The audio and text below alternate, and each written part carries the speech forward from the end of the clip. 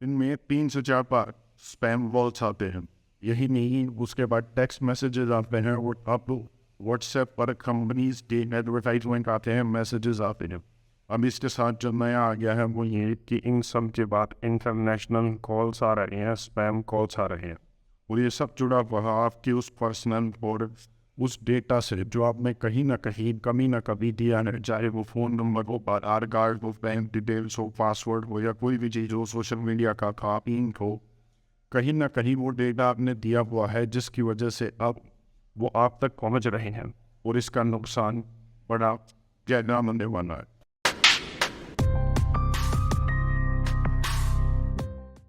एक व्यक्ति बैंक ले जाता है और उसके बाद उसे पता चलता है कि उसके बैंक अकाउंट से पैसे निकाले गए। ना तो उसके पास कोई फ़ोन आया, ना उसके पास कोई OTP आया, ना उसके पास कोई कॉल आई। तो ये कैसे हुआ? जब वो इंक्वायरी करता है तो उसे पता चलता है कि रजिस्ट्री ऑफिस से आधार कार्ड से उसके जो फिंगरप्रिंट्स हैं, जो बायोमेट्रिक का डेटा है, उसे चुरा लिया गया। और उसके बाद ना तो कोई OTP आया, ना कुछ आया, सीधे पैसे निकाले थे। हालांकि बैंक ने शुरुआती दौर में मना किया, लेकिन उसके बाद उसने मान लिया कि हाँ ऐसा हुआ है, और सिर्फ फिंगरप्रिंट के बायोमेट्रिक डेटा से ऐसा हुआ। तो आप सोच सकते हैं कि आपके पास ना फ़ोन आया, ना मैसेज आया, ना OTP आया, ना कोई पासवर्ड आया, कुछ भी नहीं आया, और उसके बाद पैसा निकाल लिया। अब इसका जिम्मेवार कौन होगा? कोई जिम्मेदारी नहीं ले रहा, और वो बेचारा व्यक्ति पैर पटक कर थक हार कर घर बैठ गया। यही नहीं, अभी लगातार हर चीज़ में हो रहा है। जैसा मैंने बताया कि पहले एक दो ही फ़ोन आता था, 3-4 स्पैम कॉल्स आते हैं हर रोज़, और उससे ज़्यादा भी आते हैं।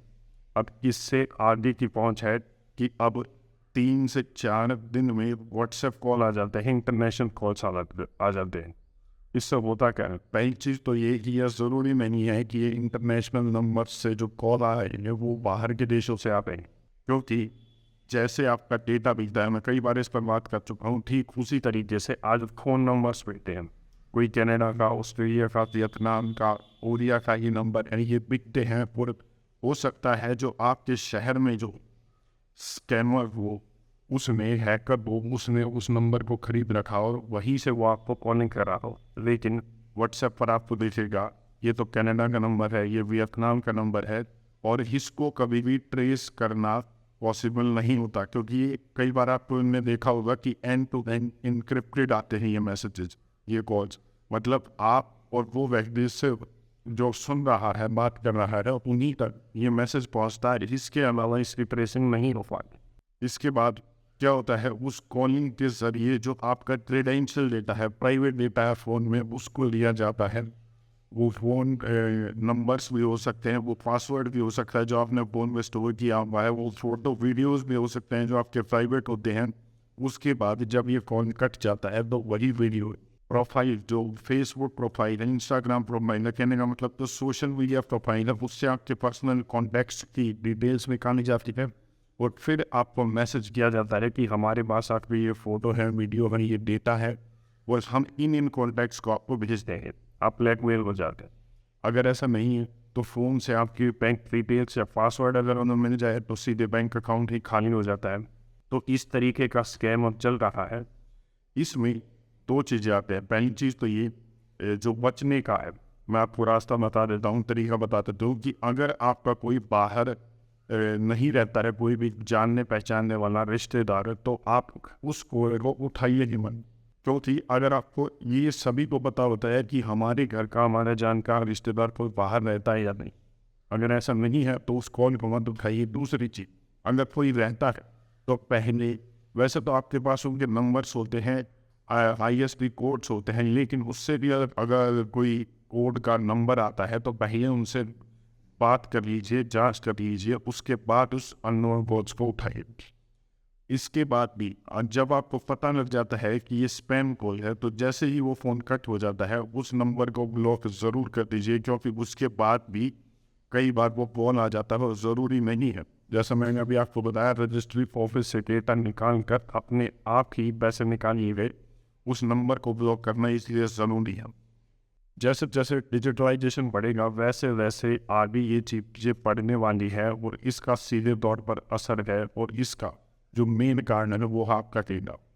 आपके डेटा को चुराना, उससे या तो आपके बैंक अकाउंट को खाली कर देना, या फिर आपको ब्लैकमेल करना, या फिर उस डेटा को आगे भेज देना जिससे वो पैसा कमाते हैं। क्योंकि मैं अक्सर कह चुका हूँ कि data is the new oil. ये पैसा कमाने का सबसे आसान साधन है, और इस पर कम से कम भारत का सिस्टम, जो हमारे सिस्टम की टेक्नोलॉजी है आज, वो इतनी डिजिटलाइज नहीं है कि इन सब स्कैम्स का पता लगा सके और आपके खिलाफ हुई इस चोरी का या इस डकैती का पता लगा सके। तो होता क्या है, थक हार कर व्यक्ति पहले कंप्लेन करता है, उसके बाद थक हार कर सिस्टम की नाकामी से घर बैठ जाता है। तो इससे सबसे अच्छा तरीका यही है कि आप प्रिवेंटिव मेजर्स अपनाएं। जैसे मैंने आधार कार्ड का भी आपको इन स्कैम का बताया था, तो आधार कार्ड में की ऐप में जब आप जाते हैं तो एक बायोमेट्रिक डेटा को होस्ट करने का ऑप्शन होता है। अगर आप वो करेंगे तो इससे बच सकते हैं। आप किसी भी नई ऐप पर प्रोफाइल बनाते हैं तो उसमें प्राइवेसी सेटिंग्स होती हैं, अगर आप उनको ऑफ रखेंगे तो आप इन सबसे बच सकते हैं। किसी भी नई ऐप पर जब आप जाते हैं तो अपनी लोकेशन को ऑफ रखिए, तो आप इससे बच सकते हैं। और ठीक उसी तरीके से, आप जैसा मैंने बताया कि ये इंटरनेशनल कॉल्स जब आते हैं, जब आप इंटरनेशनल कॉल्स को लगातार जब ये आते हैं तो ब्लॉक कर देंगे, तो कुछ समय के बाद हैकर्स अपनी लिस्ट में से आपके नंबर को डिलीट कर देते हैं या काट देते हैं। तो भी आप इन सबसे बच सकते हैं। आपकी इस पर अपनी क्या राय है, कमेंट करके ज़रूर बताएं। धन्यवाद। जय हिंद।